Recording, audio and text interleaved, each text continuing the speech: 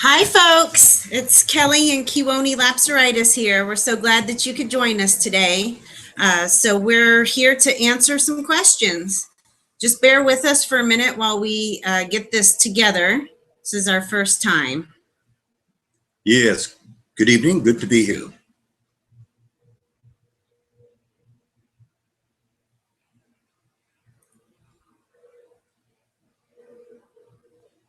Okay. All right. We're just waiting for our questions here to load up. You're also able to look underneath the questions, underneath this video, there's a tab that says answered, and you can check there. So far, there's been 24 questions that have been answered. Okay, let me see.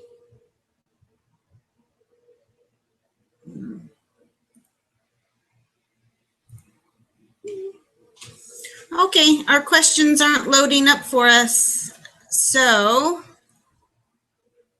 I'm going to have to change this for just a moment.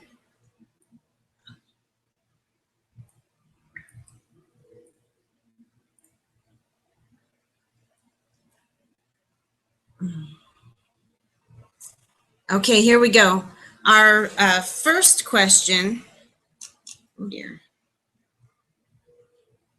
I'm sorry, still not ready. Say something while I'm doing this, please.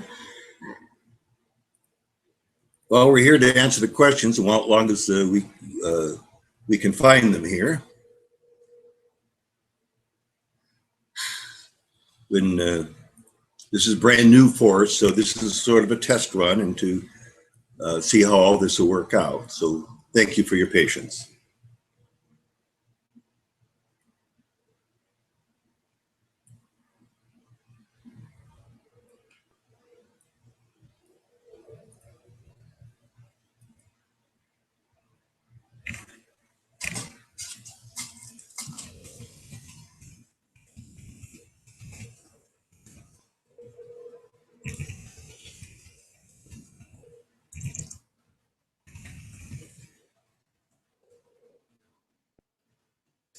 They can't see us. Can you hear us?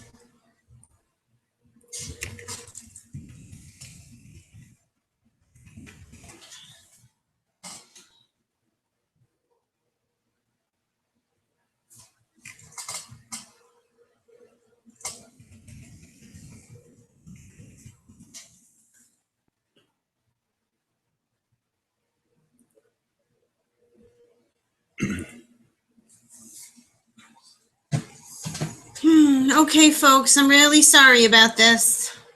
Sai, if you can hear us, if you have any input that you could give us, it would be appreciated.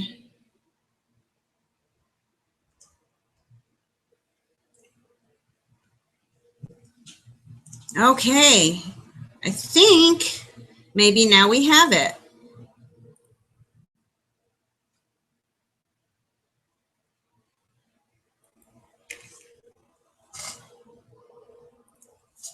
Okay, tell me, can you all see us now? You can hear us? I saw that you can hear us. Can you see us?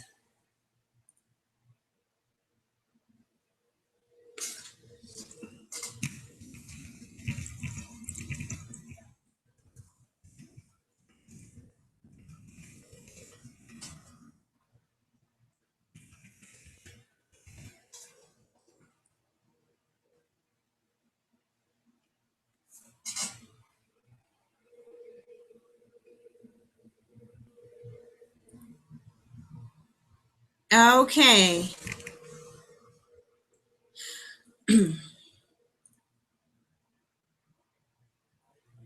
Perfect. Okay, that was the answer we needed. We can be seen and heard now. Okay, and we got our questions up as well. So I'll start here by asking the top question, which is, this is from Mandy McDonald. What are things that we can do to become in touch with our psychic and telepathic abilities? You want to answer that one? Yes, there's several ways, and generally it's through meditation and through practicing mental telepathy. There's a lot of books out on this for, animal telepathy and so forth that can be applied to anything, to people and so forth. And the idea, though, is to practice. You can practice by sending messages to the Sasquatch people in your area. Even though you don't know, you may end up being surprised to find out one day you start talking to you. But you can visualize them, hold on to that image while you're saying, something to the effect, "Dear Sasquatch people, my name is so-and-so, and please come and I want to help the planet. Please come and give me some spiritual guidance. And thank you. God bless you and your people." This is a nice way, a good way, an effective way, but hold on to the visualization, the image of which you believe they look like, whether it's one from my cover of my books or any of those. And practice makes perfect in that sense. And you want to shift from your head into your heart rather than to stay rote, that is being so intellectual and just rattling on. You want to be able to focus and to shift into feelings, into your heart space, since this is really a heartfelt kind of research. And that's why the aggressive researchers all these years have never even seen one, most of them. So that's... And I'd like to add too that, other ways to strengthen your telepathic abilities is to, like he said, walk in love, and to always continue to grow and learn. And, the more that you read and the more educational videos that you watch to enhance these things, the easier it becomes to do. Also, another thing that a lot of people aren't aware of is telepathy and psychic abilities really stem from or really are opened up through the pineal gland, which they call the third eye, right here in the middle of the forehead. And it becomes calcified, because of our environmental factors, chemicals, and just the way that we're conditioned. And so usually by the time you're a young child, that has calcified and solidified and basically closed you off to the world and, anything beyond the veil. So the more that you can do, to soften and reopen your pineal gland and your third eye, that's when you can, really start using telepathy and other kinds of, psychic abilities that everybody has. They're just dormant in a lot of people. And, you could look it up several different ways of opening up your third eye, and anything it recommends would be good. But a major thing is diet, and as well as, not adding too many things into our life that's going to hinder that. So it's always good to use our judgment and live in each moment and be sure that we're being the best person that we could be. And the more that you practice this, the easier it gets, and the more you'll open up to these things.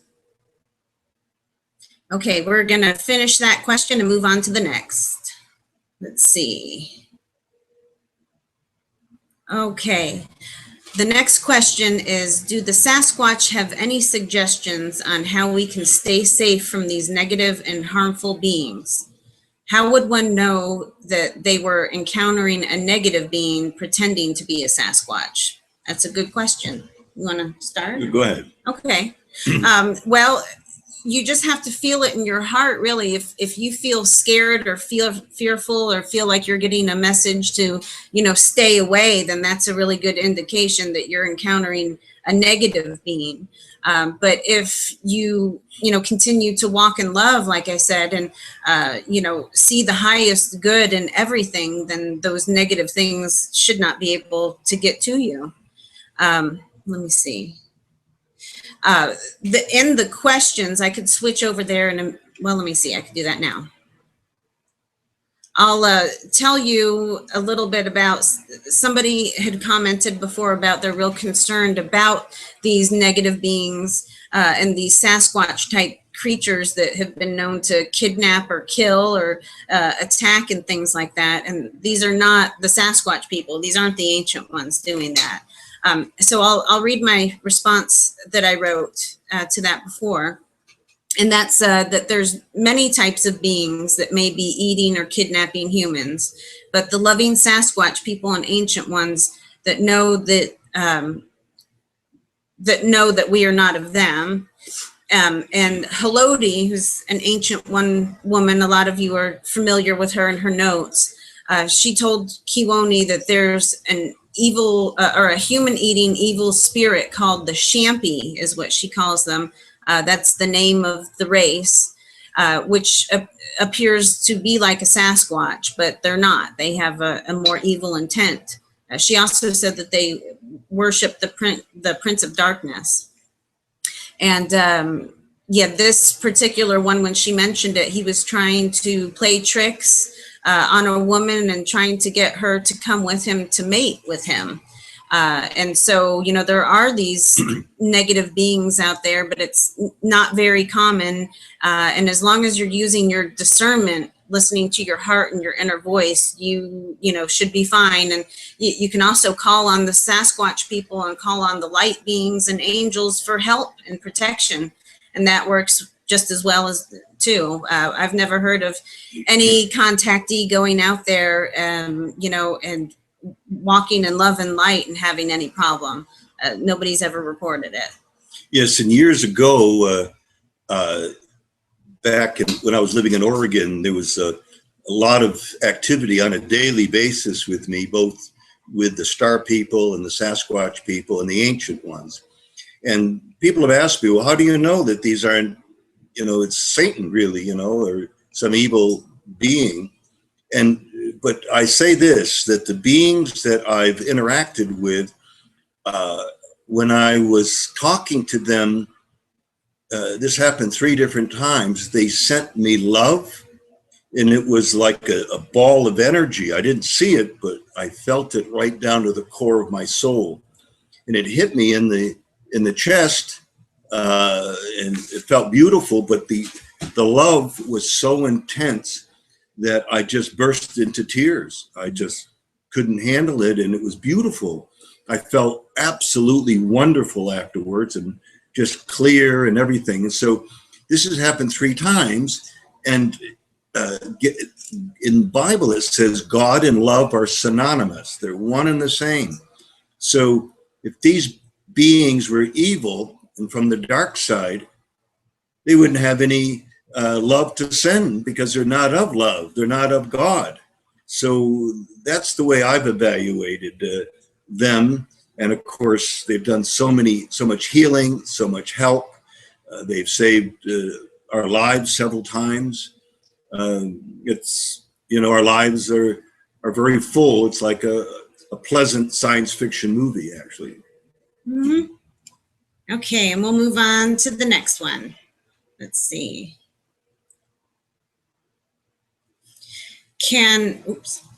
Okay, here's the next question. Can humans reincarnate as a Sasquatch or vice versa? Well, the way that I understand it, what they've told us is that we are ancient ones. We are the ancestors of these souls.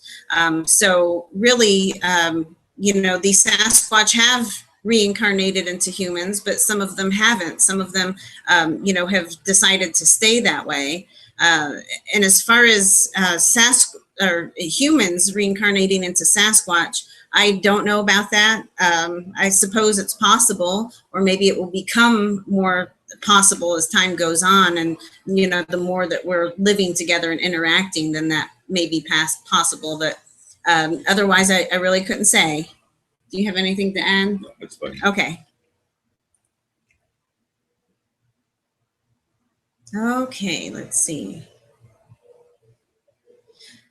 Okay, the next question is, in several cases, I've heard about people having meaningful dreams about Sasquatch. What can you tell us about the Sasquatch people relation to dreams and us? They do what they call dream walking. It's when you're in an unconscious state is when you're more open to these things. And so a lot of times they will come and approach people and give messages and things in dreams. Haloti has even written notes about this, and she calls it dream walking. And, that's how we met. It was all through a dream initially. So I completely believe in that. Yeah. Yes. And the people have said to me, God, I had this dream about Sasquatch. He was so friendly and wonderful. And it almost seemed like it really happened. It was real. And when people say that and discuss that, I say to them, it was real, that the Sasquatch conjured up the dream, but it wasn't a real dream. He simply used the dream state. They have that, they're that evolved, and that they use the dream state to contact people in a friendly way when they're trying to contact them actually one-on-one physically. So this is sort of a prelude to meeting them, so a person feels good, no more fear, and so on, because I mean they're pretty big guys, and it's a little intimidating at times, kind of thing. So that dream state is important. So if you have dreams, just focus, analyze them and remember them, because there's a message there that they're trying to give you, and chances are they've been watching you and want to connect. And this is the way they're doing it, just as a starter.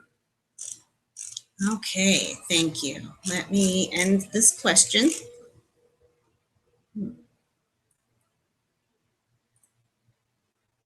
Okay.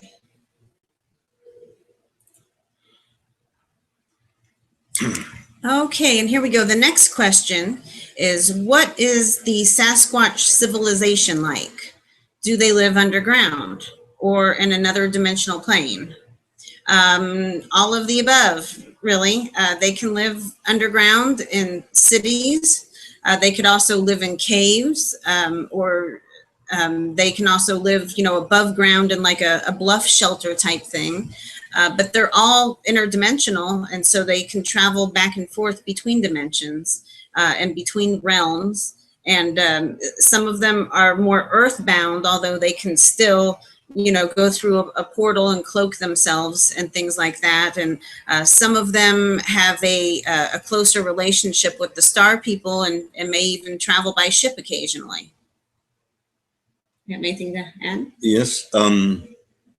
Well, out east of the Mississippi, and especially the Northeast, meaning also Indiana, Ohio, Pennsylvania, and some of these other areas, even down, I believe, into the Carolinas perhaps, but there are nests that they make and sleep in.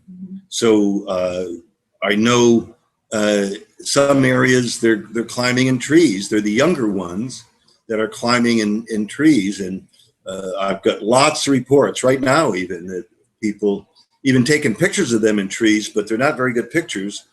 But that's okay. We know that these people actually saw something and they did their best, to prove it. I'd like to add also, I don't think that this is a question, or not that I've run across, but I wanted to add that the Sasquatch told me that the reason that so many photos of them are so blurry, it's because of their energy, and it just interferes, with the camera and with technology, which is also why sometimes pictures don't turn out, or, you might hear unusual things in a video recording even. It's all because of their energy interacting with it, or so they've told me. Okay, let's see. We'll go to the next.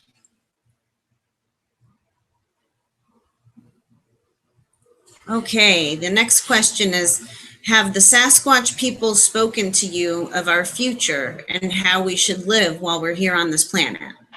Yes, definitely. That's what they're always speaking of. That's their general message to humanity. And they want us to know that we should just love and honor each other, to help each other out, to be in service to one another, and to walk in love and light, and not to have fear and worries and doubts and negative feelings, because everything impacts one another. What we think is our world, So it's very important to use our discernment and to, be in control of our thoughts. You want to, actually, I do have a little bit more I could add to that. This is something that I title Wisdom from the Ancient Ones. And it was given to me by Suni. And they're just several different bullet points that she gave me to write down. And they're all really wonderful advice. And so all of this would have an impact on the way that we should live and, what we should be doing for our planet. First, she says, there are no mistakes, only experiences to learn from. Use your power of choice wisely. Give thanks for what you have.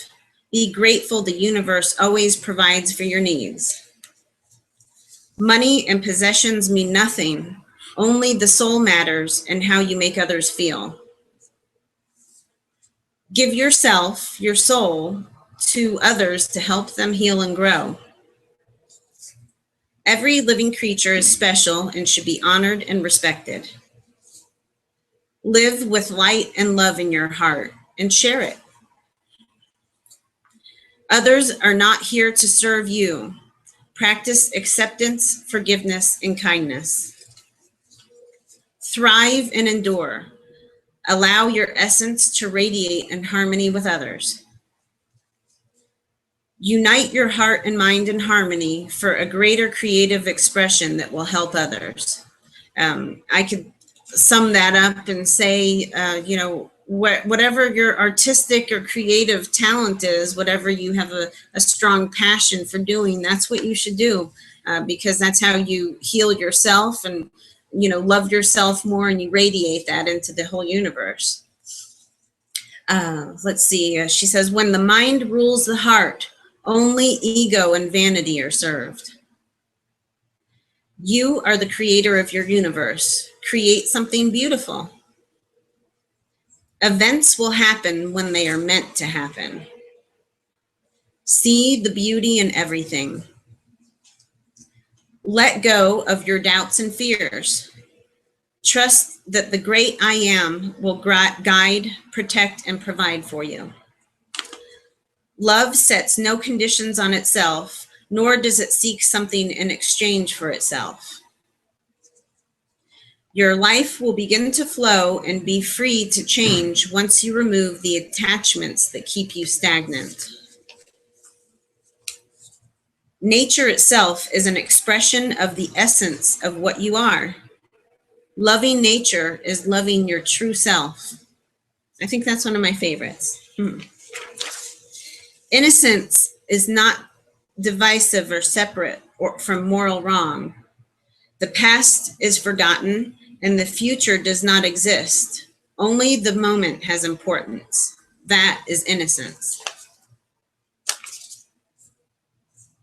You can only become what you aspire to be if you can be it where you are now. Look for a way that is not a path or destination, but rather the journey itself. Forgiving is a giving that opens the way to receiving. Forgiveness is a power that brings in light from the soul. It can remove any darkness clouding your life. Happiness is meant to be shared. Celebrate each day as if it was the only one in your existence. You alone have the power to make something of yourself by choosing to do so. And here's the last one. She says, worries are imaginary fears. They do not exist unless you create them. Examples of this is feeling embarrassed, loss or income or lack of money, feeling alone, telling the truth, your reputation or others' opinions of you, not following conditioned traditions, stepping outside of your comfort zone, and not enough time and resources. All of these things don't really exist. We're just told that they do, or that that's, because of this, that's the way that we should feel. which in reality, they're telling us that we have control to change that. It's all in our hands. Yes, as a social scientist and studying different cultures and living all over the world, out of the country for 5 years, that looking back and coming back to America, I developed culture shock in my own country. So in seeing the different things, they were very clear at that time coming back, what I was seeing that was very unhealthy behavior in our culture. And I've come to realize that capitalism, and as far as our culture and so forth, is really a dinosaur. It's all, capitalism is based on natural resources, supply and demand, and so forth. And we're destroying everything. So it's a very destructive society that we live in, and it makes people very aggressive, and because they're taught that. So seeing and living in other societies have taught me a lot, and that I knew we would be in trouble. And right now the planet's dying. This is horrible. It's absolutely horrible. We are the endangered species as well, the main ones right now. So we've got to really think it through, what we've done and what we're doing and where we're going to go. I mean, I've asked the Sasquatch back in 1985, I said, are you the caveman that people speak of? And he said, I don't know if we're that caveman, he said. And we talked, and then I said, well, are you the missing link? And he laughed, and he said, no, your people are the missing link. You don't know where you've come from or where you're going. So these beings can see what we're doing to the planet, and to destroy something, a complete world that we're doing, is just unconscionable. We are in big trouble. They want to help, but nobody's listening to them. They're too afraid of them. They want to shoot them and that kind of thing. So we're in very big trouble. Okay, we're going to go to the next question. Let's see. Okay. Do the Sasquatch people express themselves as individuals with free will, or do they act with a single mind? I'm curious if an individual Sasquatch has ever broken a law or crossed a line, especially when relating to humans. Okay, they do certainly have their own free will, yet they do seem to work in a group, not necessarily, all of them, but there are the ancient ones that, speak to us through our consciousness. And there are, different races that seem to be all together and to work as a group, but they're individuals, they're people, they all have their own free will. So I don't really know what the Sasquatch laws are regarding humans, but I do know that some of them have, stepped over their boundaries before, and that they were, reprimanded in their own way, but I don't know the details about it. They have told me that I do know of one female ancient one that was thrown out of her family, basically, but it's not that she wouldn't be invited into another clan, but whatever she did to upset her parents and her family, they did tell her that she needed to go live elsewhere. But that's really all the information that I have regarding that. You have anything to add? No, I'm fine. Okay.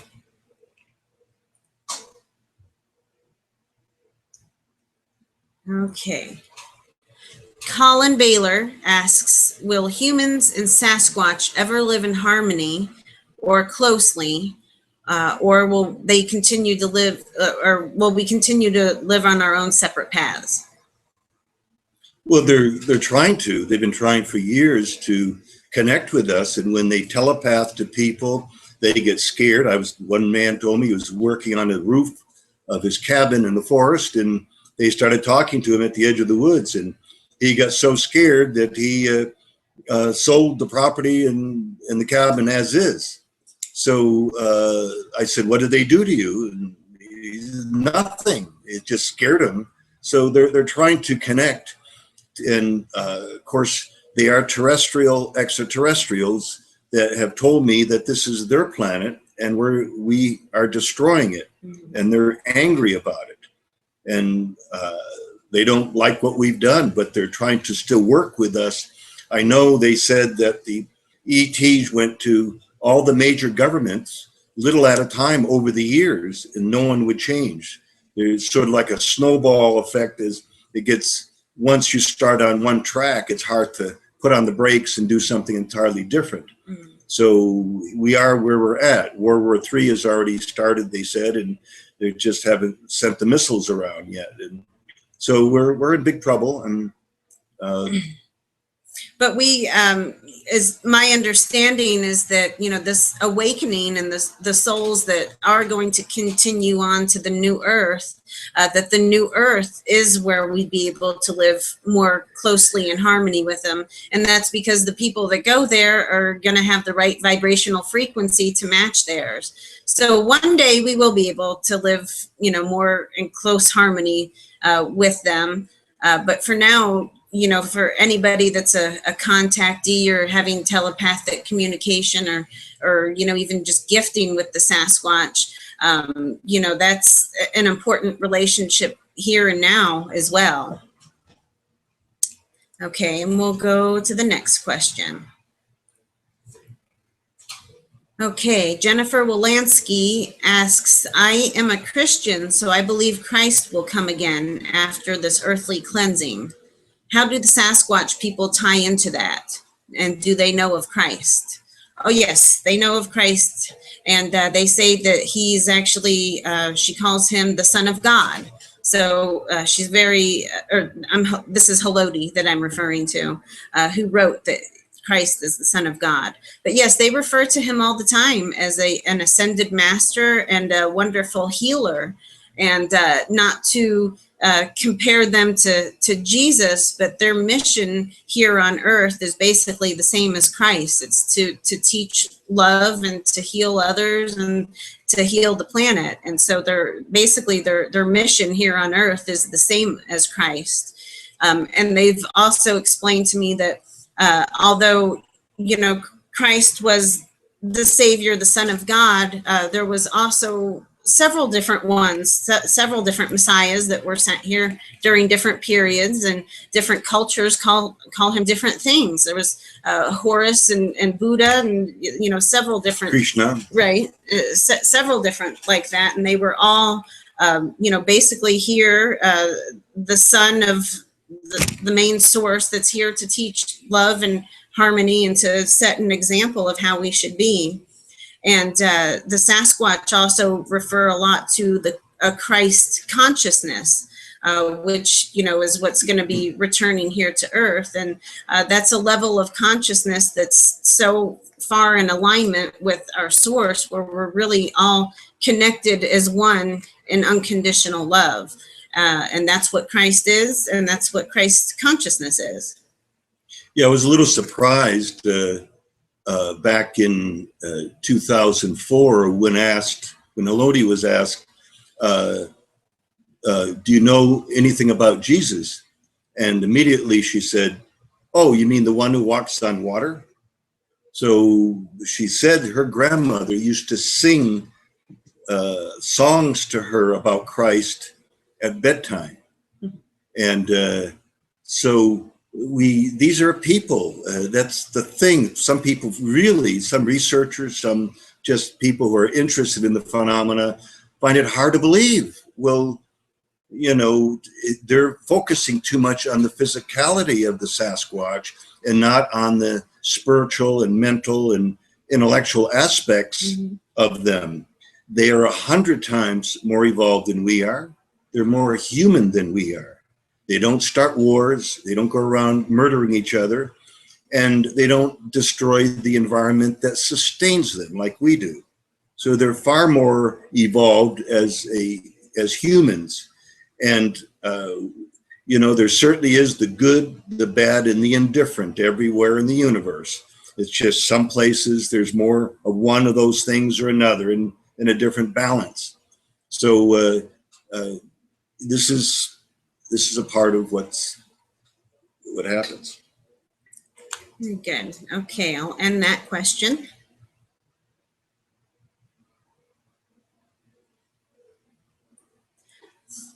Okay, would the Sasquatch people be willing to physically meet a group of us like-minded, kind humans?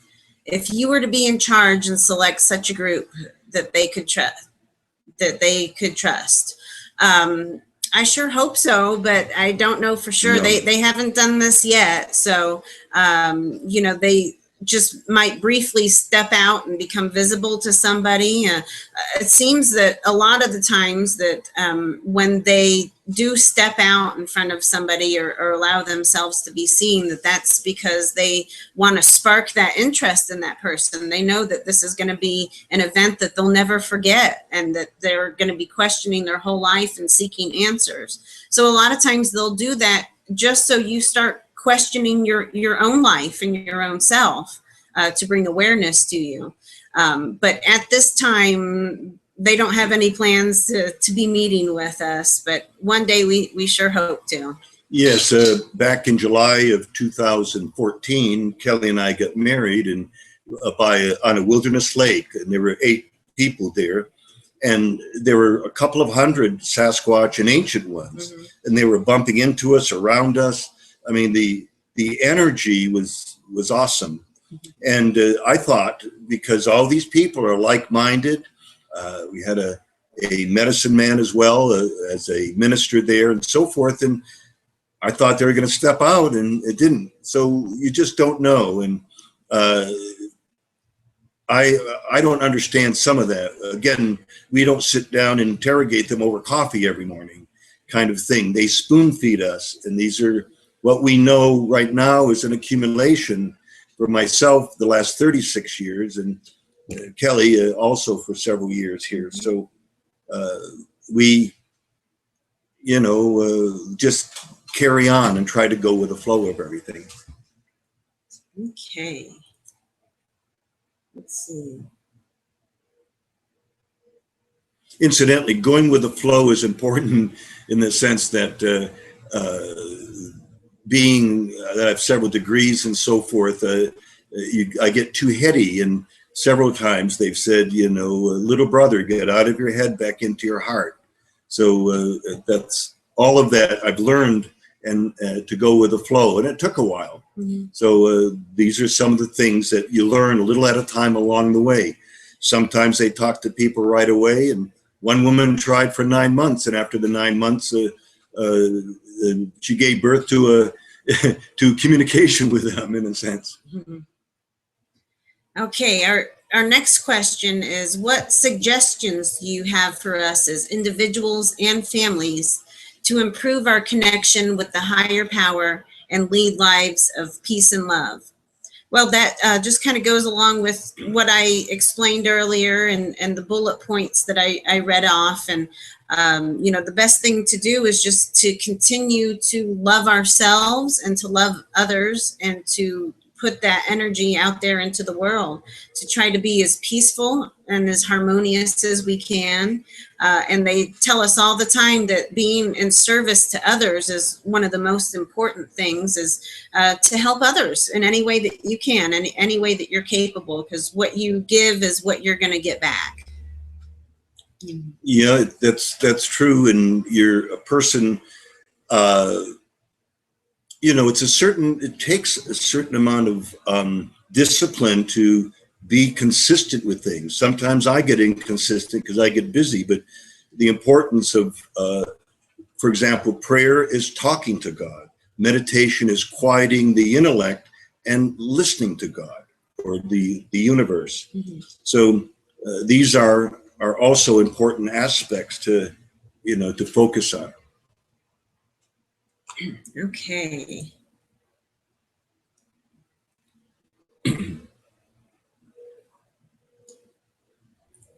Okay, our question now is, do the Sasquatch people view humans negatively as an infestation on the planet? If not, would they ever consider revealing themselves as a way that would make it impossible for scientists to deny their existence?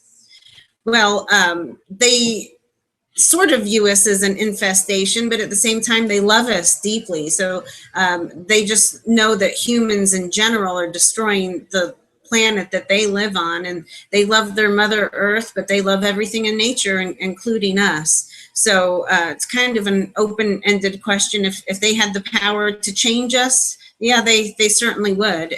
But that's why they're coming to us now and helping us evolve, and helping us to shift our consciousness and our thinking, so that we can make that possible and live in harmony.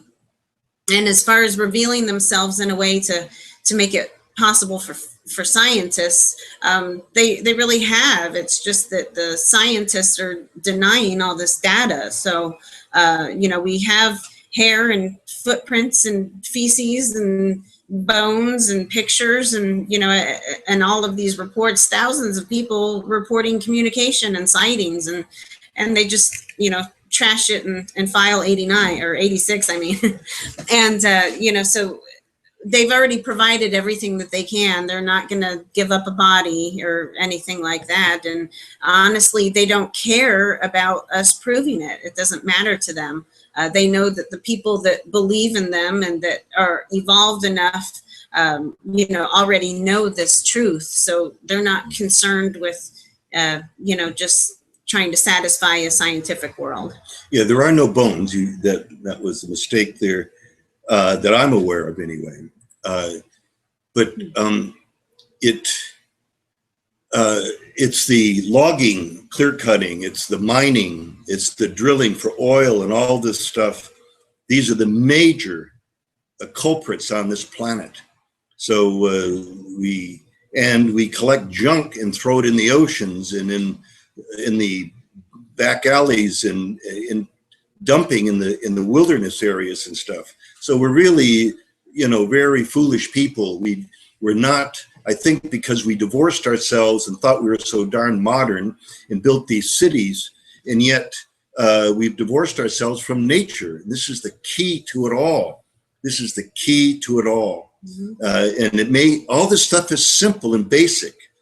I've heard a journalist say to me, "Oh gosh, we know this all along."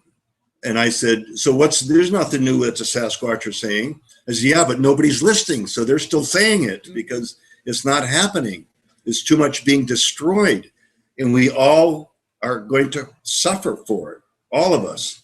So all over the world, because it's affected all of the Fukushima now. I mean, 80%, maybe 85% now of the fish and the marine life in the oceans are gone. That's outrageous. I can't believe it.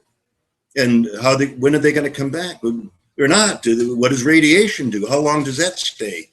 I think it's 100,000 years or something that it does. Anyway, it's many thousand years before it wears off. So this isn't very intelligent. And when I knew nothing or very little about nuclear power plants, but when they said they're going to start building them, I said, this sounds like something real foolish. And I followed it, and here it is. It's all there. A lot of them are leaking right now. Many of them are leaking, probably more than half. I know that Hanford nuclear power plant here in Washington State on the Columbia River has been leaking now for 11 years or more. So that's criminal as far as I'm concerned, because it's killing everything little at a time. Mm-hmm. So anyway, these are facts to look at, and this makes the Sasquatch people and other forest beings angry towards us.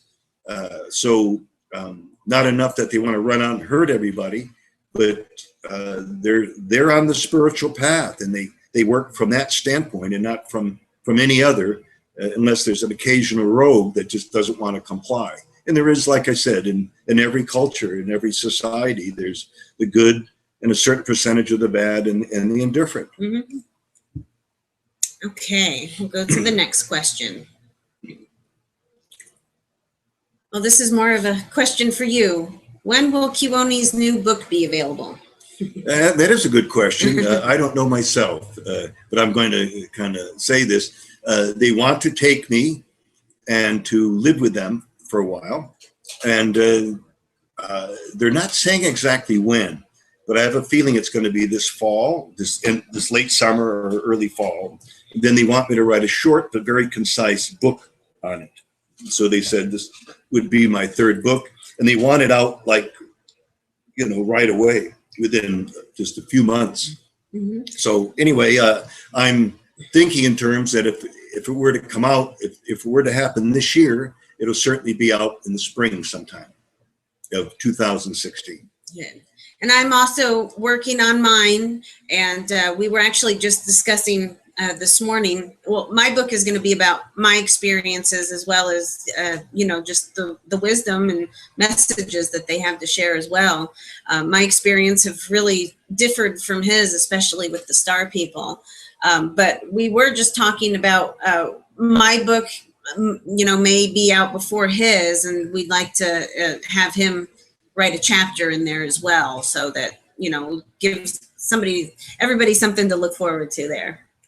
Okay, let's see.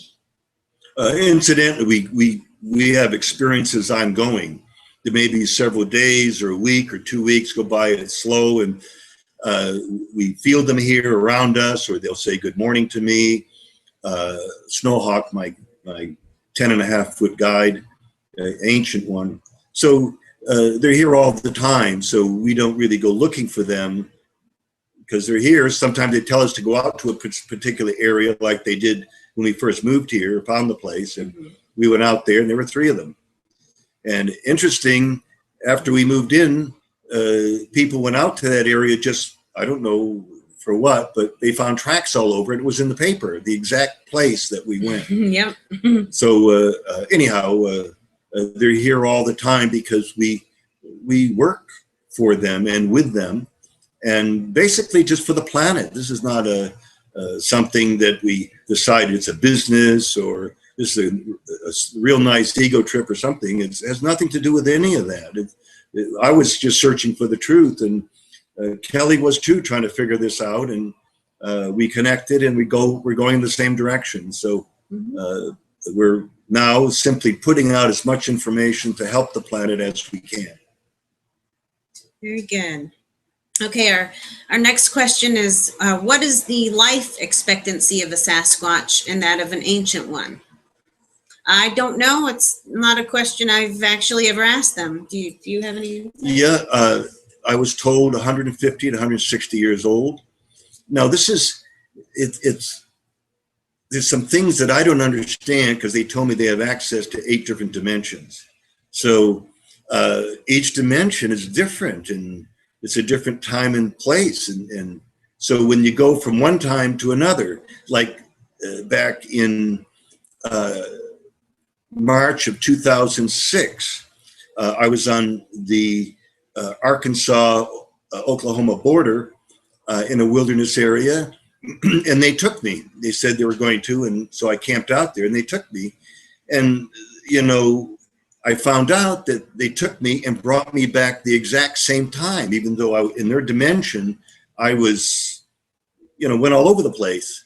And I was gone, I'm not sure for how long in our time. Could have been there for several hours. But they brought me back the same time. And when I asked Haloti, I said, how come he brought me back the same time? And that what was the purpose if I can't remember to share with people?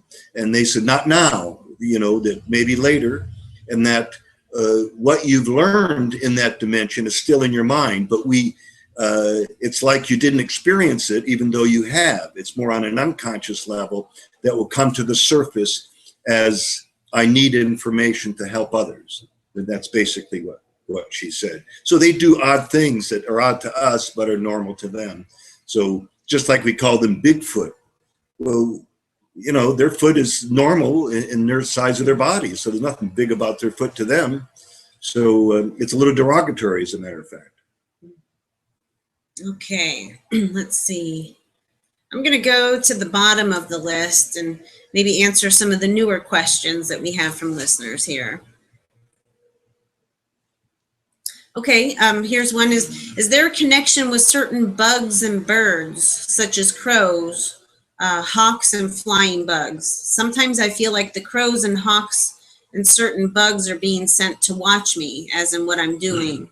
I think that's very possible. They take the form of many different animals as well as plants even. And it's really whatever kind of speaks to you the most.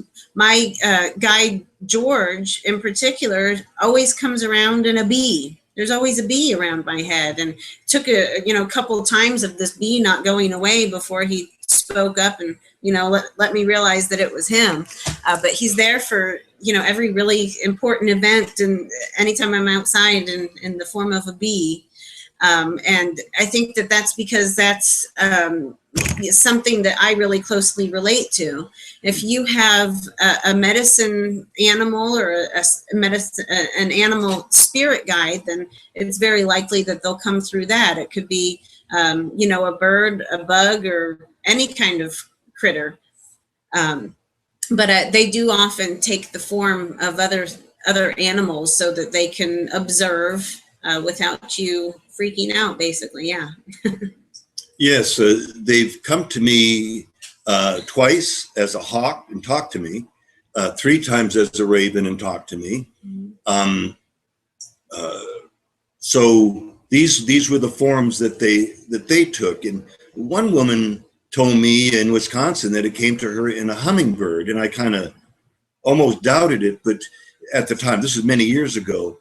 But a lot of this that seems science fiction, we just don't understand. So if people are saying, "Oh, that's crazy," why say it's crazy? That's just a misunderstanding. They are light years ahead of us.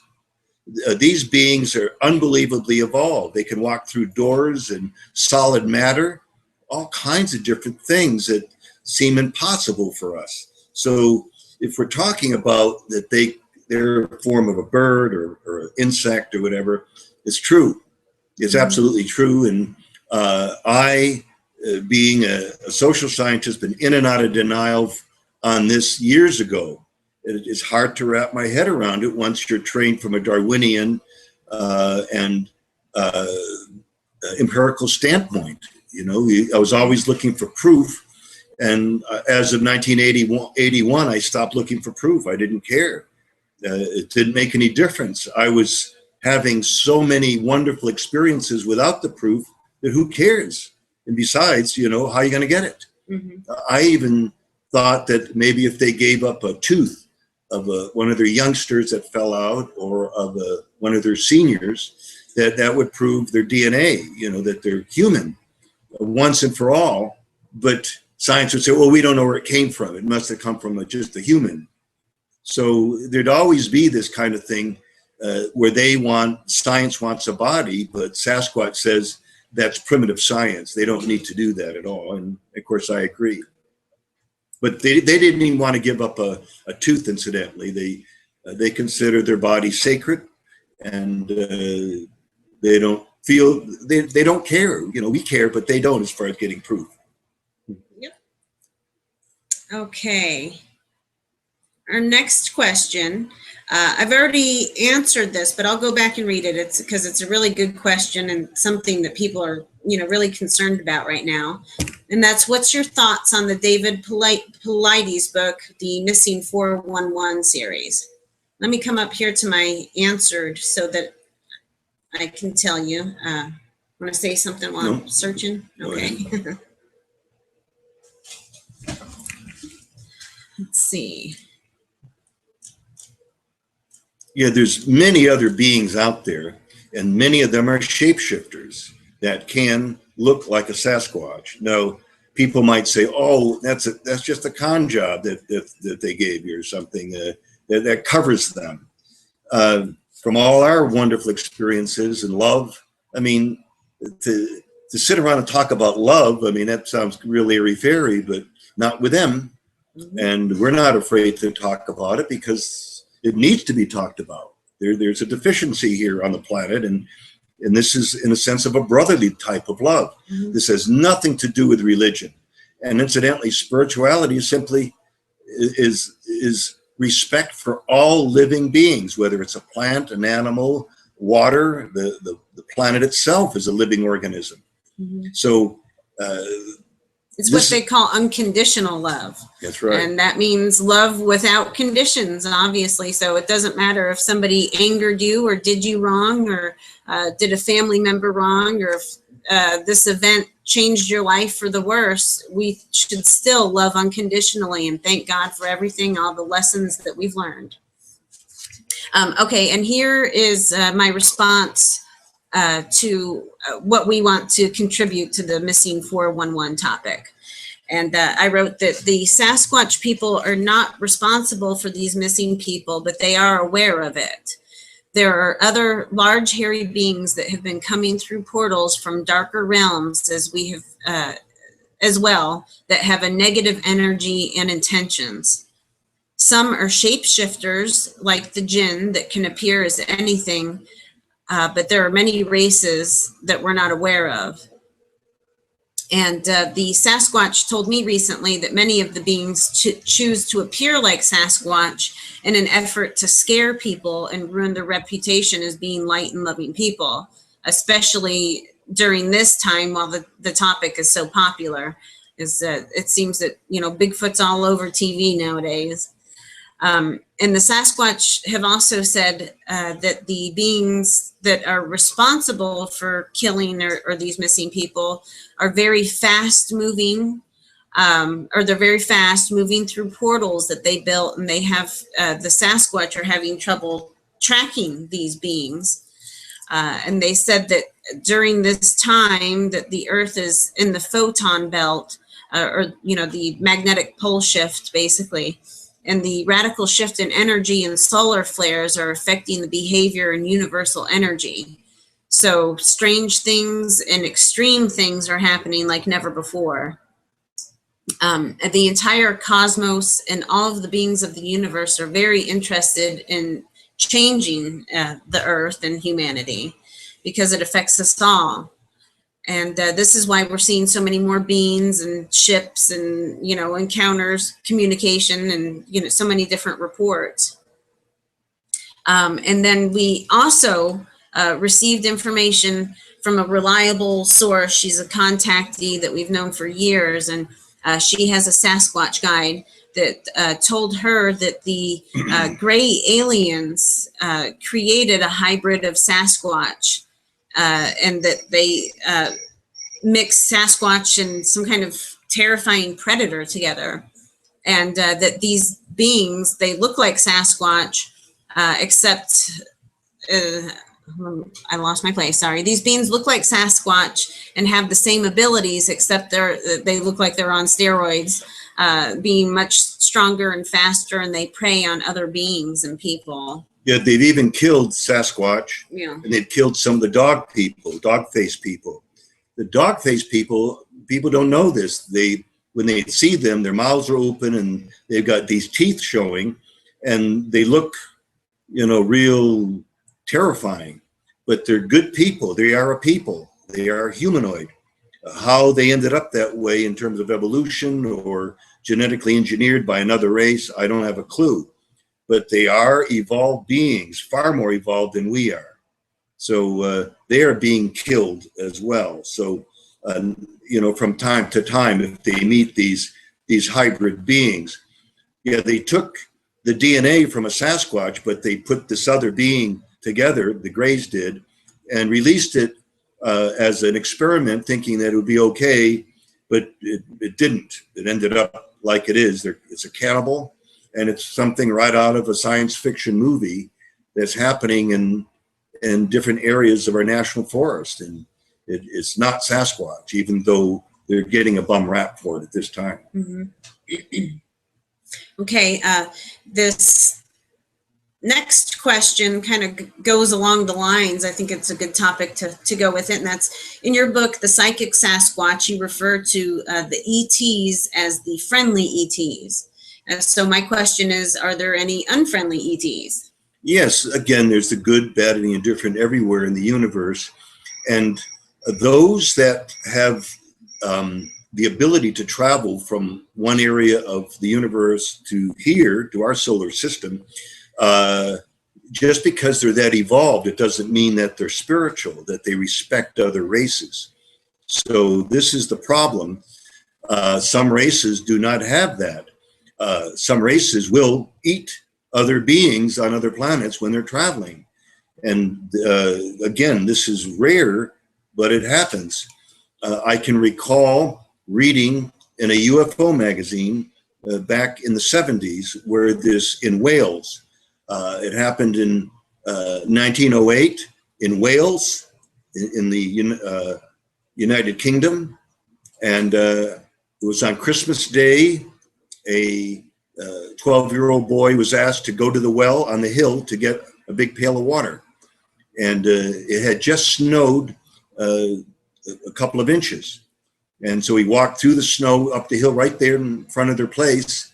And the mother heard a yelling and opened the door, and it was low clouds, fog-like, very, very low. And the bucket was beside the well, and the footprints ended right there. And she heard up in the sky her son yelling, "Help, they've got me, help." So what could that be? Well, it could be some negative ETs. So the chances of something like that happen to a person here is so small, but I'm convinced it's happening. It's rare, and you know, I don't know what to say about it, but none of us have anything to say about it if somebody more powerful than us just helps themselves. Apparently, it's maybe these other people's karma even, because both the ETs and the Sasquatch people and the ancient ones speak of karma. So karma is a real phenomena in the universe, and they've spoken about it quite often. So they know far more about what's going on, you know, than we do. Yep. Okay.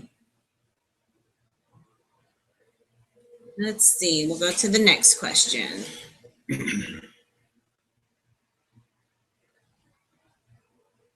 Okay.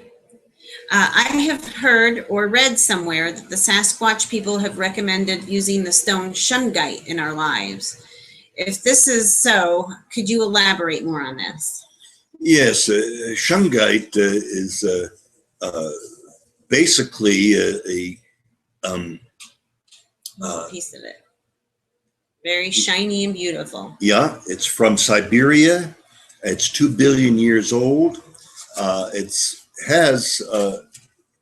a calcified, in a sense, from a living organism.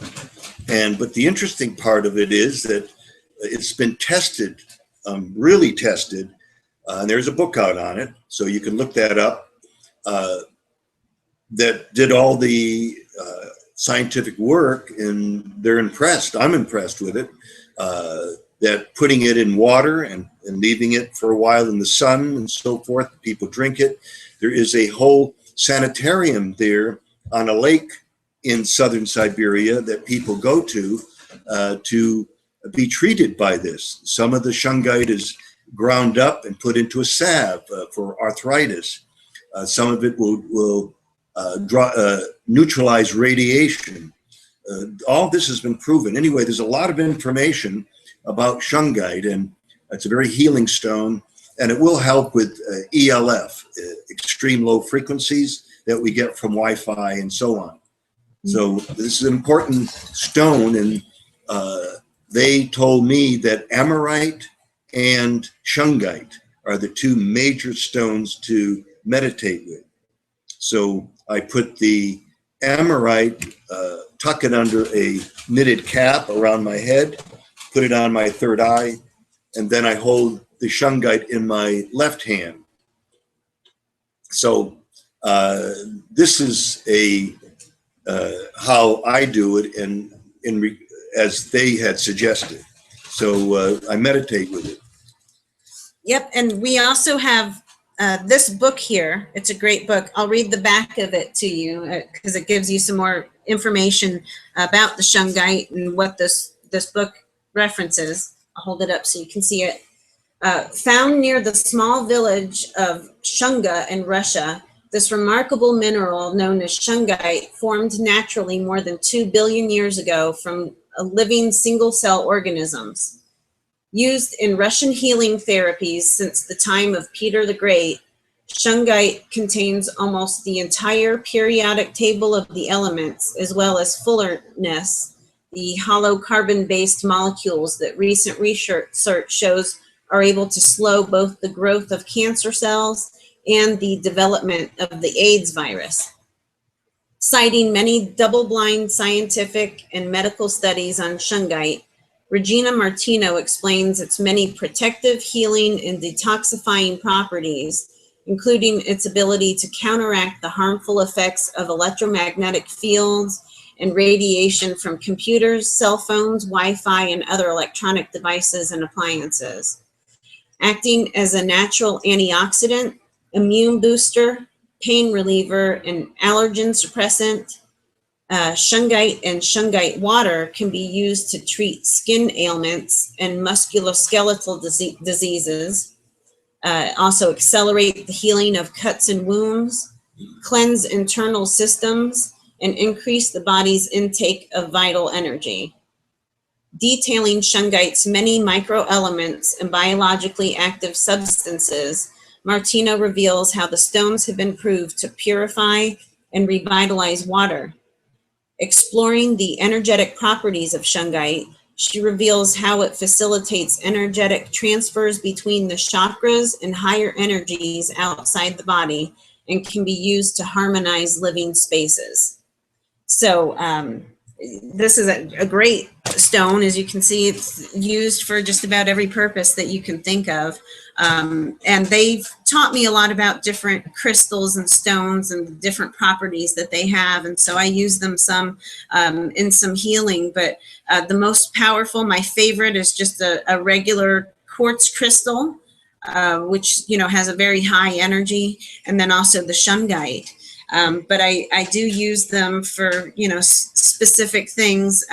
For example, I know a man with liver cancer, and the Sasquatch told me that I should give him bloodstone and carnelian to aid in his healing of that. And so that's what I did, and he's on his path to healing now. You know, with other help additionally, not just the stones, but you know, the Sasquatch said that would make a big impact. So. All right, we'll go to our next question. Let's see.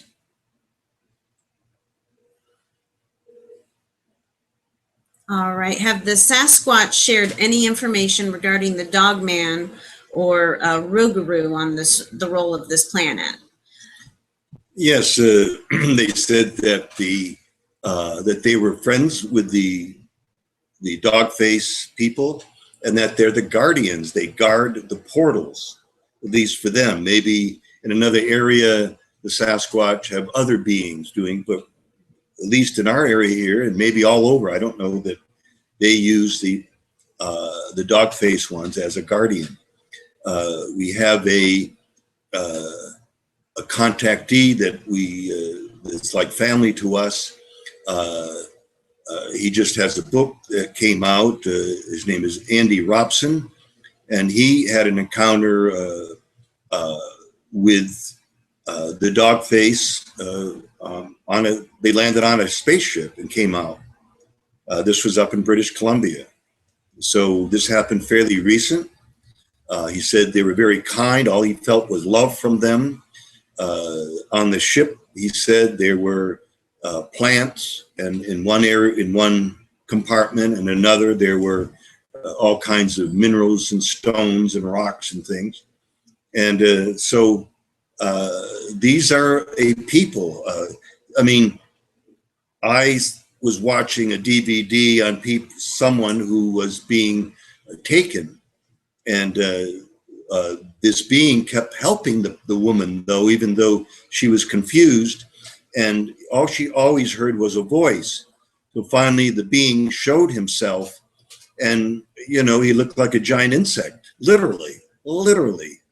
But it makes no difference. Apparently, however they were either genetically engineered or evolved, they're still humanoid, no matter what they look like, no matter what they look like.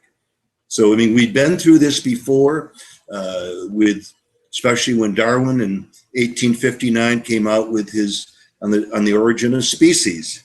The people in Europe use this to say, and in America to say, well, see, it's okay to have slaves. This is really, I find this insulting myself, but they said, oh, because black people are between humans and monkeys, so therefore they're where they're supposed to be, slaves.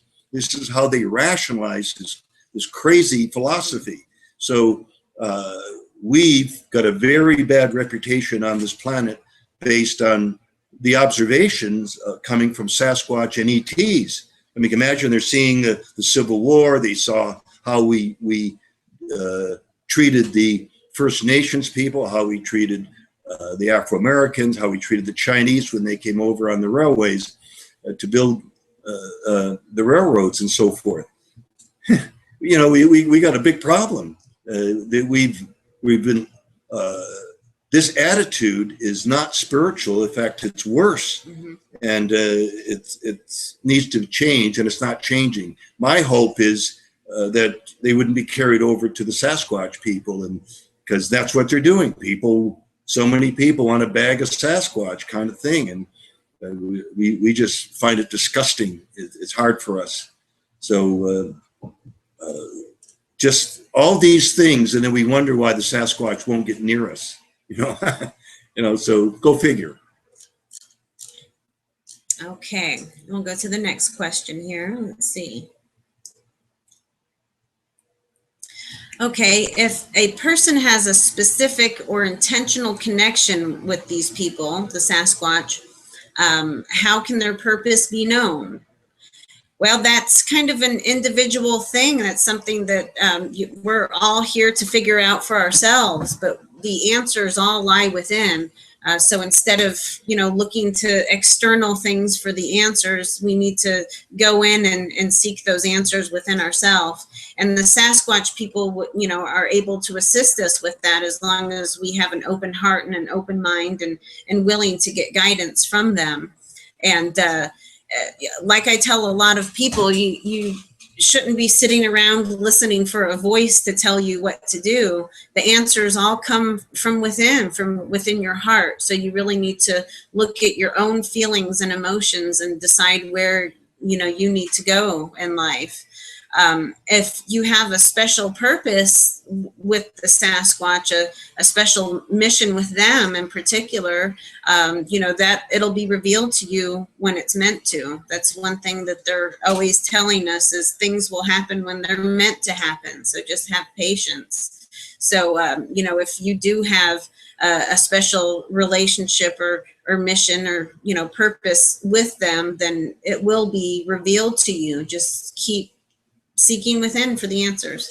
Yeah, they wanted to interact with us years and years ago, centuries ago. But when the pioneers came over and they moved westward, actually even in New England, Massachusetts, Vermont, New Hampshire, Maine, they were having experiences with the Sasquatch people.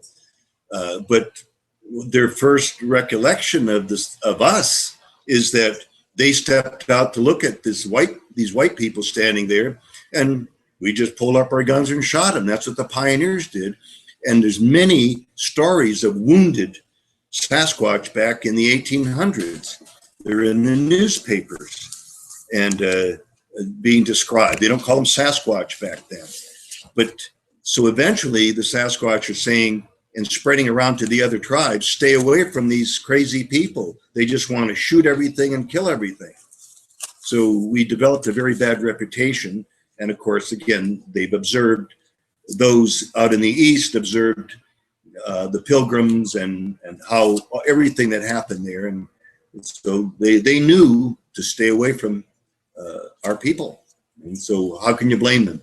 So they're trying to, over the years, just find certain people that they feel they can trust and to work with them, because they want a voice to go into the outer world. They need somebody as a go-between, and very few people are listening anyway.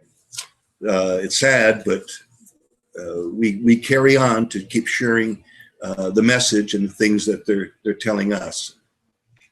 Yeah. Okay, done with that question. Let's see.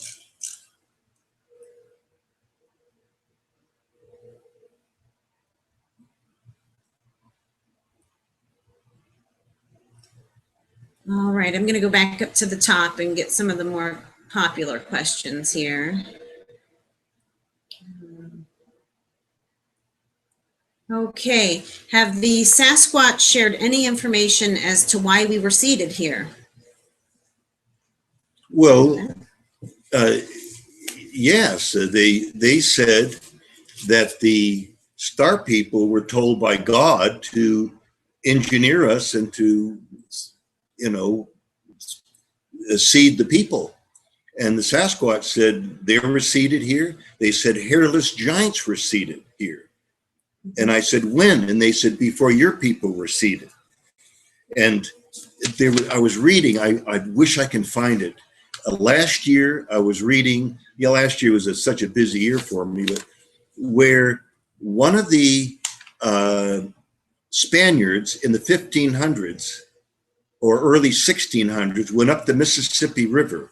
I believe it was in the 1600s, and up to approximately 2,000 giants came out as a tribe and stood on the shore watching the ship go by there up the Mississippi. Of course, this was recorded either by the captain, but also by a missionary, a priest. So these were the people who were only people really educated on these ships. So they recorded this stuff. Why would they make it up? They don't know what's there until they write it down and experience it for themselves. So a lot of these, I think some of them died out of disease, and some of them actually, if you read, were killed at different places around the planet. They ganged up on them because some of the hairless giants were cannibals.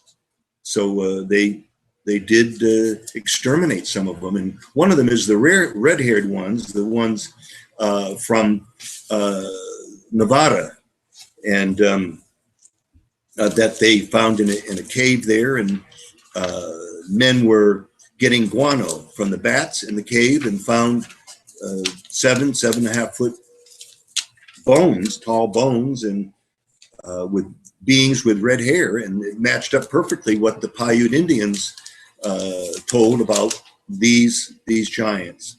So anyway, science doesn't believe a lot of this stuff and say people make it up. And well, if people are making it up, then they're making up independently all over the world, and they really got a lot of detail in their makeup. So people didn't write this stuff down just to fool us and say, hey, 100 years from now or 200 years ago from now, we'll really get them good. They just wrote what happened, and we need to take that to heart if we want to learn and grow, because there's so much of old science that now has become new, or they're rediscovering. So we should have listened to a lot of stuff years ago, but science was a little too stubborn about that. Mm-hmm. I have, well, we'll finish that question here. And I have a few things that I'd like to share as well. They're notes from Haloti. There might be one or two from Peshoma here as well. Some of these we've shared on our Facebook page, and a few of these are in the book. But they're all really important messages for mankind. This is their words, what they want you to know. Yes, and any person can see these themselves if they want to purchase. They're in my books, in the second book, but both books, by going to www.sasquatchpeople.com to order any of the books. And we have a second website with a lot of information that's is www.psychicsasquatch.com. So we encourage people to check out our websites. Thank you. Yeah. Okay, and let me see. I'm going to tie this into a question just so to be sure that we're getting it recorded. Give me a second.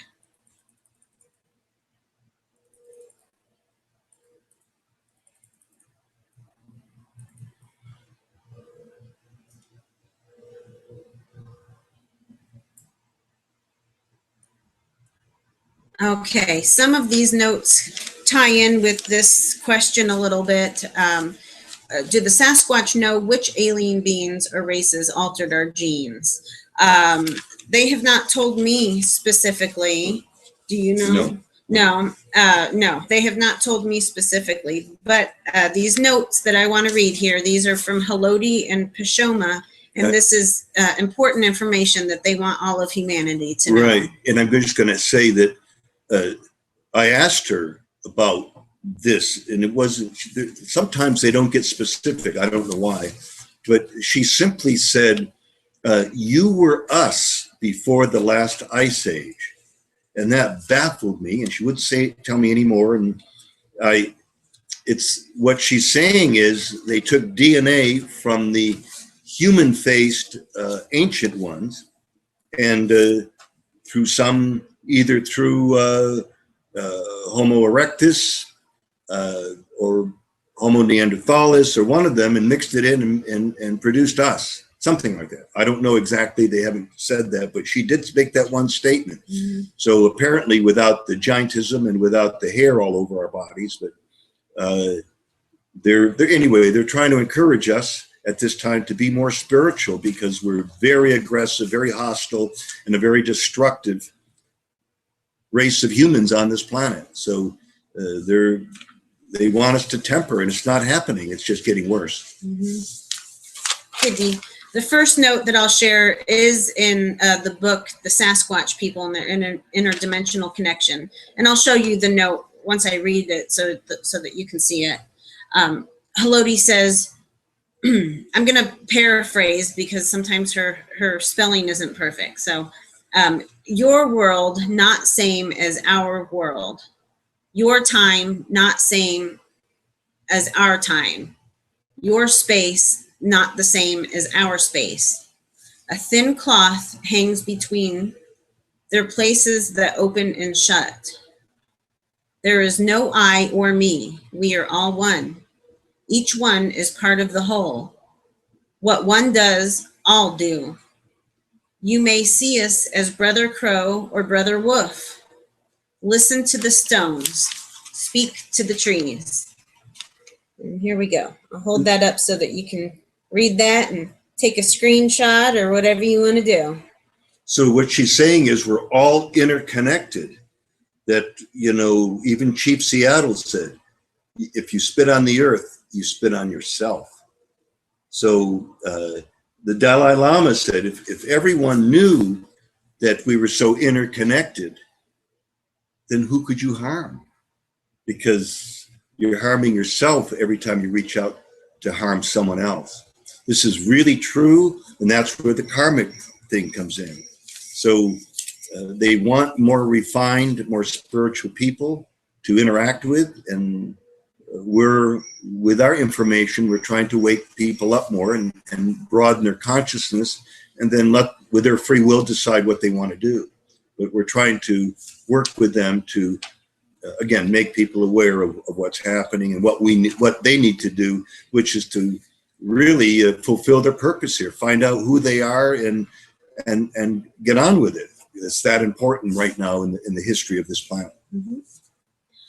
Now, another note that she shared, this is in his second book as well, and she said that this is specifically what they wanted in the book, and it's addressed to Dream Man, which is what they call him. And she said this is what Pashoma tell to write, and Pashoma is a chief of a tribe there in Oklahoma. Right, and it says, our people come here before time of Thropus. Thropus means us, people, the humans. God send us here on ball of light. We build great city of stone on these mount. We are here to watch over what God created. Nothing is new that your people have created. Many times human make machines and city, and then make war and destroy, and then start over. From what I've been told, the earth has been through this 4 times now, and we're about to enter into the 5th. This will be the 5th new earth that will be created. which means a lot has to be destroyed in order for it to move on, to make room for the new. And it's happening, and it will happen with mega earthquakes and tsunamis and plagues and those kinds of things. That's in Revelations. It's something we created as kind of a group karma, those that at least follow the destructive ways of capitalism. You know, there's nothing wrong with capitalism in many ways, but it's got out of control to a point where, well, we're destroying the planet just for money and for things that we think we need when we really don't. I'm gonna step away for a minute. Now, I asked about her and her people. This is Haloti now. This was the main contact for me in Oklahoma starting in 2004. I was down there, went down every year for a while, and one time stayed for 3 weeks in the wilderness and interacting with them. But she wrote this and said, "Some say men want to kill us. We are people, not Elohim, not Nephilim, not evil spirit. We are first people, seed of Adam, not of Cain. Learn good the old ways. Time is short. Soon come the last war. We all will be safe in woods." So she clarified this, because people are saying they're evil spirits and all this stuff, and had nothing but wonderful experiences with her and all of her people there that I interacted with. So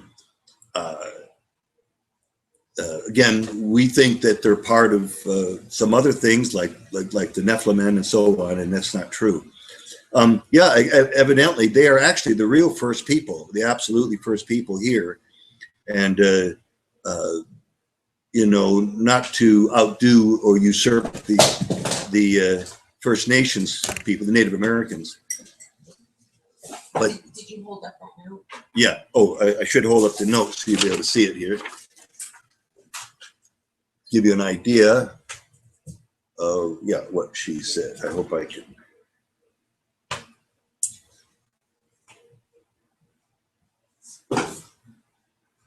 Yeah. So to say that they write is not entirely true. A few of them have learned to print, and a few of them have learned to read somewhat.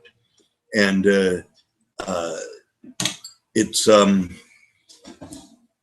Haloti was one of them. In fact, she asked to see my first book. So I gave it to her, and she got as far as 60 pages, 61 pages actually, and then was having too hard a time. She was asking her father, Andan, who's the head of the clan, about this, and he would help her define some of the words, the few $50 words that were in there that she didn't understand. So that's quite admirable. But keep in mind, they can speak several languages. So they're a people, they're not animals or anything. They're very evolved. And those that live closer to the Mexican border, and of course, a lot of Mexicans now have immigrated here. So there's Mexican names, and they've named one of their children a Mexican name. Some are Native American names, and her grandmother's name is Sally. And when I asked about where she got the name Sally, Haloti said, well, her parents heard the name when the red-bearded people came up the Mississippi in a boat. Well, the red-bearded people are as far as I know, from Great Britain. There's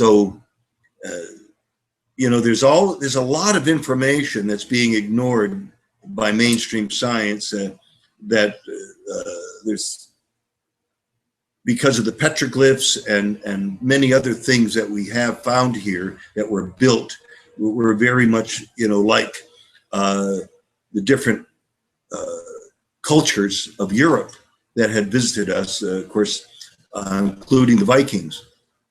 But we have to understand that when they say they had built places of cities of stone.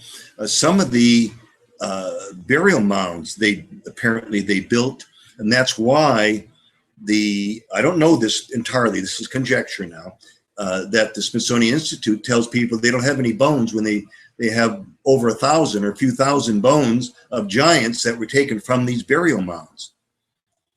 And how do I know? Well, you do the research. It's very, very easy, because even back in Ohio and Indiana and Pennsylvania, many of these places, it's all written down in the newspapers, in journals, and by people who were there digging up this at the time. It mentions specifically all these people. So they were all given. It's the only place at the time back in the early part of the 1800s. And every one of them, the Smithsonian had dig up and bring the bones to them. So those that were dug up by farmers and stuff, the Smithsonian asked for those. So all those have been passed on now. And if you go to the Smithsonian, they'll tell you they don't know what you're talking about. It doesn't exist. So is it because the bones were so unique and so different? Like one of the skulls you could put over your own head, just set it down over your head. It was so gigantic. So all of these things would have maybe interfered with the Darwinian theory. It's still a theory, incidentally. It's never been proven. That they didn't want interference with, because they were getting funding and stuff. So I don't know the exact main reason, but I do know it's been hidden from us, that they're not telling the truth. So here, where all these beings come from, well, again, Haloti mentioned that. She says the Adena people, who were the ones that did this, which were one of her races of people, apparently. Yep, I have that note here, I believe. Here's a couple mentions of Adena. Yeah, not only she enjoyed writing, so this was left out on a table for her with a Flair pen to write, actually print. She doesn't understand regular writing.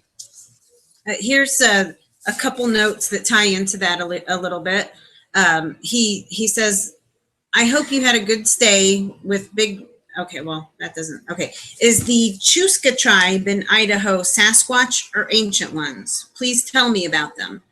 And Haloti says, them from Adena that mate with Sasquatch, very big, much power of mind and body. And then he asked her to please explain to me what the ball of light is. Where did your people come from? Is Jesus an ET? And she said, Jesus is the Son of God. A ball of light is pure energy. Ball come all around people and travel as light energy. You say plasma. And then he asked her, when the hairless white people dig up the great mounds, they find bones of giants. Are they from your people? And she said, some, many Adena, some are Quran, which they've referred to before as a half-breed red hairs. So the Quran are basically, I guess, red-headed Sasquatch people who she said also likes to play tricks on people. And then she said also some are from Karnak, the long head, worship Ra. And so, yeah, remember the long-headed people, the ones with very long heads that they found down in Mexico. So that's what she's referring to. Okay. Incidentally, the long heads look real strange, and they have in museums and stuff in Peru and many other places where I've been down to the museums there. But recently, this year or the end of last year, it was stated that that they did DNA on the long heads. They're not human. They said they are not of human DNA. Mm. So again, it's the same that I've been saying, that all these beings were brought here, and as some of them engineered like ourselves, you know, it sounds fantastic. Just think how it would have sounded, 1,500 years ago or something, to those people that knew nothing, literally nothing. So we have to stay and keep an open mind, and some of this stuff can be researched through Zechariah Sitchin's works. Mm-hmm. So at least for a start. He also asks her, my people think the Indians built the mounds. Now they're confused because of finding giant skeletons. Please explain why they were built.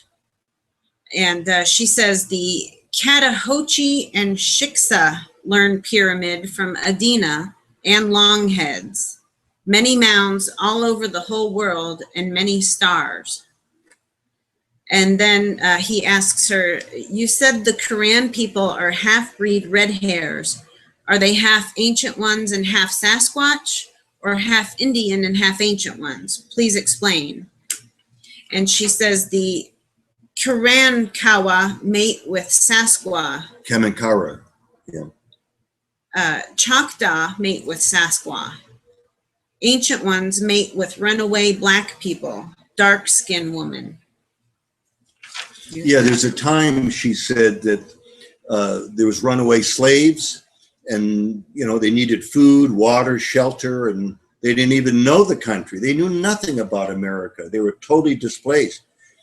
So no maps or anything. And they said they had found, some of the other clans as well, have found Afro-American people wandering around the wilderness and everything, and, trying to survive. And they approached them and befriended them and took them in as part of the clan, and even gave them a mate. So this certainly strengthens their gene pool. Mm-hmm. This is what they're doing. This is the reality. There are no animals or monsters with them. They're people. And he also asks her, what is the difference between your people and the Sasquatch people? She's an ancient one. What is similar? And do you talk to them telepathically frequently? And Haloti said, we are all the same, but don't look the same. Sasqua have much hair, much thick. Sasqua talk not same. We know talk. They know their language. So basically, yes, they have their own language that they're aware of, but they don't communicate back and forth with that. So, and then he asks, where is Pushoma now? Right, the chief. Will he come and visit me? He is welcome. I honor him as I honor Andan, which are all ones that were around at the time. Or Andan's Haloti's father, right? Yeah, he's the head of the clan. Yeah. And she said, Pushoma live in City of Stone by Lone Rock. And at the bottom here, it just says, listen, in your dreams, Pushoma will make a vision walk to your dream. So that's a personal note to him, but it's telling you here that, they do come and speak to you in your dreams. Let's see. Here's where he asks how Pushoma knows Ogam, which is stick words. Ogam, yeah. Who taught your people in the beginning. And he mentions that it's an ancient Irish language and not of this country. So, please explain how you know it. And she said, the red hair white men come in long boats to Bakma and Bakama. You call river red. They bring mates and little ones and write stick talk on the rocks.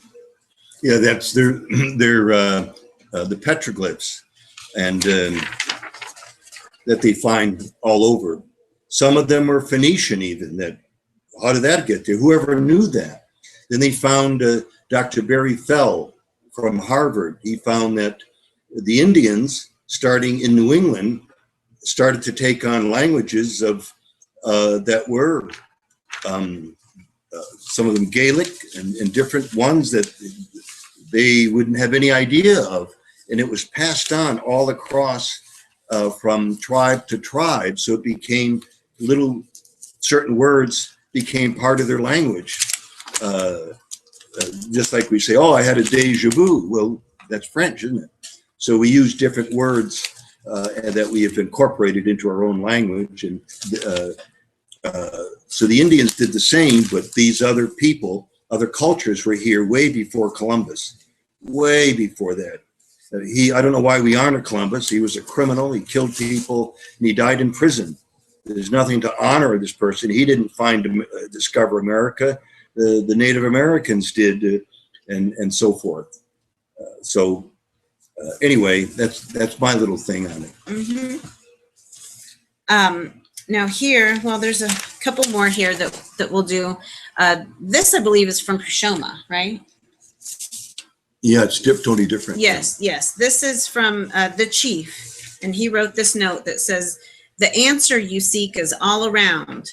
The plants are medic, like medicine. The flowers, leaf, and berry for skin. The roots for inside. So that's just, letting you know how connected with nature that they really are. And, they want us to be using natural things that are going to be in alignment with our bodies. So they teach a lot about the different herbs and different natural practices and holistic health. I don't know what this symbol means, but Kushoma wrote that as well. He also wrote, when we stand by you, be you not see us. I think he means, but you not see us. We stand beside you, but you don't see us. We speak of plant and root. You will know what plant to use when you remember. And so I don't know if that's exactly a personal note for him, but it kind of refers to everybody. We're getting back in touch with our higher selves and our roots so that we understand this ancient knowledge and wisdom. They call, a lot of these alternative medicine practices new age or alternative, but really it's the most ancient and the original health practice that there is. Yeah, and the reason we still have herbs today is because they've been working for thousands of years. Mm-hmm. So people go, there's no testing on them. Well, we're here because the Indians and many other indigenous peoples all over the world are here because of herbs. Mm-hmm. So we have to, I think we're being brainwashed a little bit by the medical industry that their chemicals are better, mm-hmm. Which I disagree. Okay, now I'm going to end this question and answer a new one, but we'll still have a few of these notes to show up. We'll just do ones that relate to it. Let me see.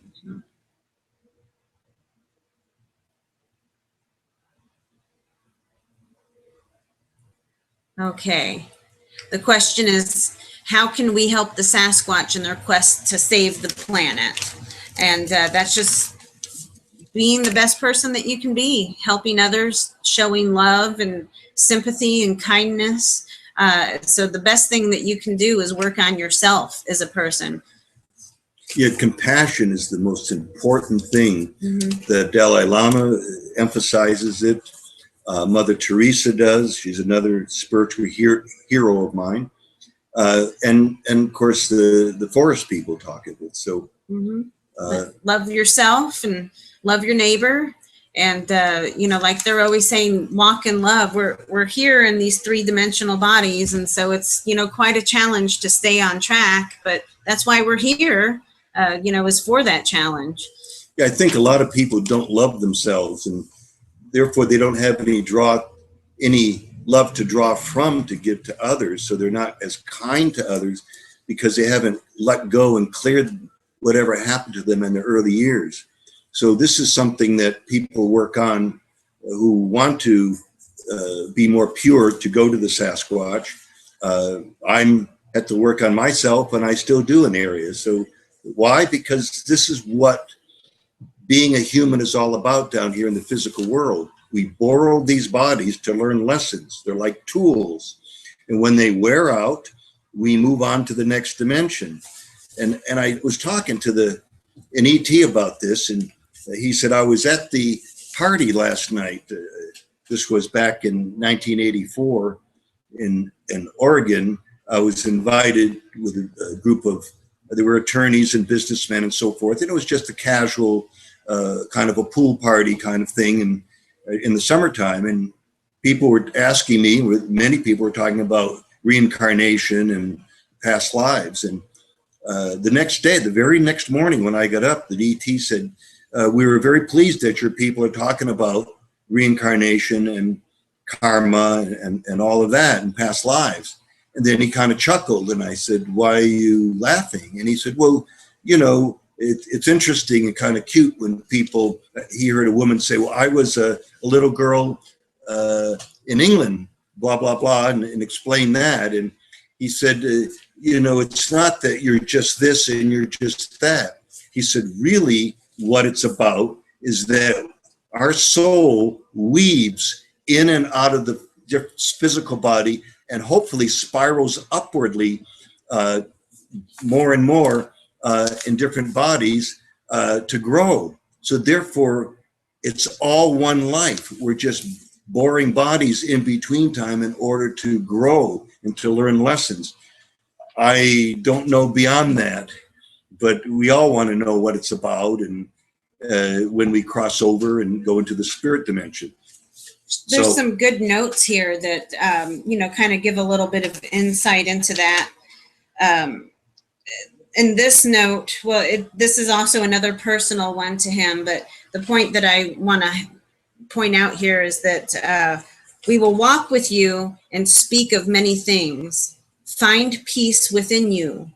Be still and know what you seek is all around you. And that applies to everybody because that's nature. Everything, it is all around you. Energy and nature and everything that lies within. Keep in mind, we can't see we can only see maybe 2% of what's really out there. Some say 3%, some say 1%, and so forth of the universe. So we are living really in a very dense dimension kind of thing. And we're starting out on the ground floor almost, it seems. The way I look at it is that between us and the Sasquatch people and other interdimensional beings, that we are physical dense, they're physical etheric because they have access to these other dimensions. And they visit our dimension and live here for a while and exploit it, but in a good way in terms of eating and living and so on. They've said this is a beautiful planet and this is our planet and you people are destroying it. And we're upset. And some of the Sasquatch tribes are real angry towards us because of it. So they're very rare, those that show anger, but guess what? When they're throwing rocks and stuff at people that are camping, it's because maybe they're boozing it up or they get real negative energy. Maybe they have guns and they're going to go hunting the next day when their families are right there close by in the woods. Mm-hmm. So sometimes they're just territorial and don't want you around. They might have a family. They don't want you close. Okay. And here he asks her, do you believe in reincarnation and past lives? And Haloti answers, many paths to choose. Keep coming back until we find the path of light. And then he asked her, do you believe in heaven and hell? And she said, we make our hell. God make heaven. That's a good answer. Yes, very good answer. There at the bottom. If I don't read the top part, it's just because it was more of a personal note. Yeah, once you befriend them, it's, you know, they have names and you say, oh, hello, and so forth. And they share experiences and help us. So, you know, they view us as little brothers and sisters. Mm-hmm. And they said to me several times that, said, your people are just like children. We view them as children because they don't know what they're doing. They're destroying everything. And hey, you get a little kid, a little tiny kid, and just let him go rampant in your place. He'll destroy your place because he doesn't know any better. And we're at a point where we know better but don't care. And these are the corporate people that are really running the planet with the money and so forth. And they're using their money and their power for all the wrong reasons. And that's why we have earth changes. So we're in trouble. And We have to go through this, and it's better to try to understand it and stay close to God, however you view he, she, or it. But, you know, that's where the power lies. That's who we really are in the greatest attachment. We have some kind of almost like a spiritual umbilical cord that goes directly to the God source. Mm-hmm. So if we only knew that and could used our powers down here and not waste our time, we would grow more quickly, and we wouldn't be in this situation with wars and destruction of the planet and the carnage, etc. Right. And they're here to try to remind us of that, to remind us of who we are. It's important. Yeah. And now here, Kiwoni asks, we're going to wrap this up in 10 minutes. So I'm going to just read this other important note that, you know, good stuff. And he asks her, when the star people took me, was it my physical body or my soul body they took into the future? And she said, both body. And he asked, were they good star people? And they say, yes, good. And he asked, why did they erase my memory? And she said, they erased the trip, not the memory. And he wants to know, why is it so secret? Please explain. And she said, no man knows all. And, you know, we're not meant to. They told me at one point in time, because I continue to learn things daily. I learn something new. And, you know, I've asked before, well, how come, you know, I'm just now learning this? And they said that everything has to come in its own time. And that if you were to learn everything at once, our physical bodies wouldn't even be able to handle it. You know, we'd probably go crazy. And then this is an important one. What planet are they from? And she doesn't give, the answer is in glyphs. So I'll show that to you here. It looks like a sun and a moon and a half moon, and then a count of 1, 2, 3, 4, 5, 6, 7 stars. Yeah, these are the Pleiades, where they're from initially, a lot of these people, and from the Arcturian constellation there, but that's not all of them. It varies, right? So, but she's saying here, and that's her. She probably can't spell the Pleiades or something. Right. I'm not sure I can. No, but so she did it in symbols. I'll show that, and then beneath that, she says, the spirit is in you. Spirit is soul. Soul is all. They are good. You know inside. So right here, that's where the planet that she describes.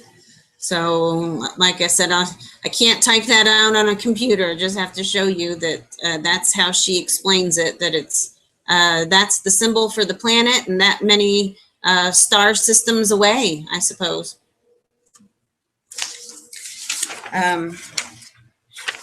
And then he asked her, where did your people originally come from? Another planet, another dimension, or genetically engineered by star people?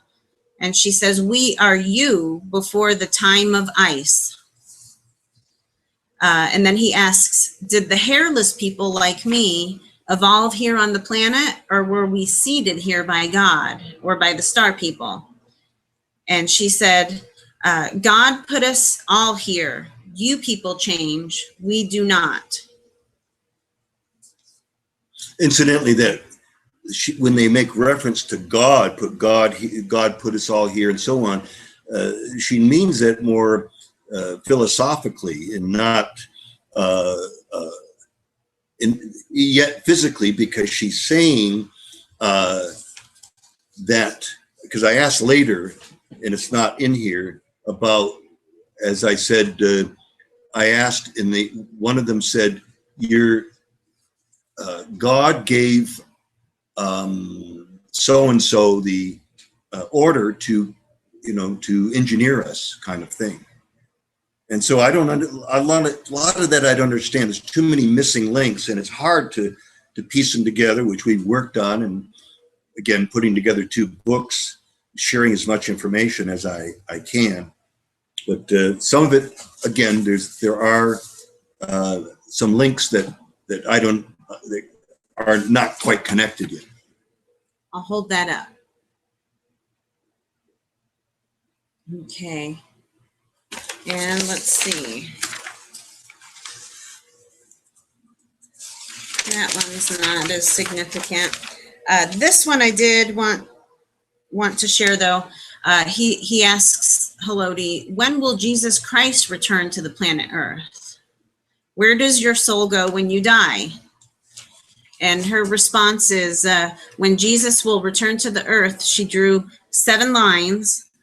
So 7 more harvest times. This was written in 2005.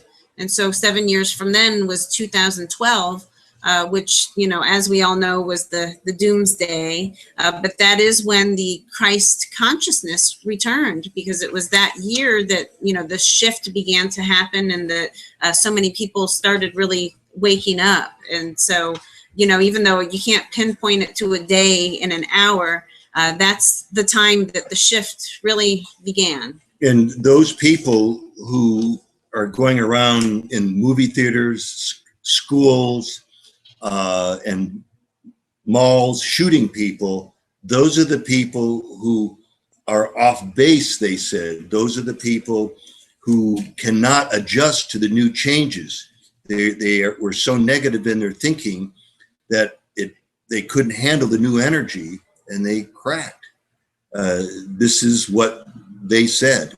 So this is the negative side, and that's why they want people to get caught up spiritually in their minds, so that when the changes start happening, and which already have, they're rearranging the DNA in the physical body. And they said this, that it was happening. Mm-hmm. It started early, just before, about 5 or 6 years before 2012, and it's still happening now afterwards, because it's gradual, it's subtle. People think that it's going to happen real quick, you know, everything, but it's too dangerous for something like that, apparently. Mm-hmm.